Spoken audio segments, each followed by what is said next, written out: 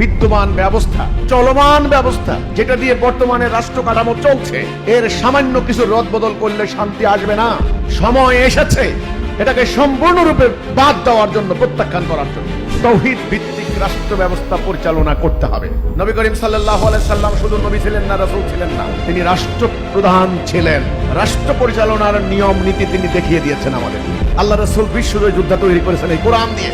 আমাদের কোর্ট কাছারি আদালতে চোরের বিচার, ডাকাতের বিচার, ব্যভিচারীর বিচার, অর্থ পাচারকারীর বিচার, লুণ্ঠনকারীর বিচার, এই সমস্ত বিচার যদি আল্লাহর হুকুম মোতাবেক কোর্ট কাছারিতে দণ্ডবিধিতে প্রয়োগ করা হয়, তাহলে দেখবেন বিচার বিভাগে আর অশান্তি থাকবে না। প্রায় 24 লক্ষ ফিলিস্তিনি উদ্বাস্তু হয়েছে, 8 কোটি মুসলমান আজকে উদ্বাস্তু। মিয়ানমারের 24 লক্ষ মুসলমান বাড়িঘর ছাড়া, কোনো মানবাধিকার নাই। কাজে এই সত্যিকারের মানবাধিকার প্রতিষ্ঠা করতে হলে আল্লাহর দেওয়া 70 দিন প্রতিষ্ঠা করতে হবে। সেই আল্লাহর দেওয়া 70 দিন আসল চেহারা সাবলীল ভাবে, যৌক্তিক ভাবে, বৈজ্ঞানিক উপায়ে, উদার নৈতিক ভাবে হিজবুত তাওহীদ তুলে ধরছে, সকলের বোধগম্য করে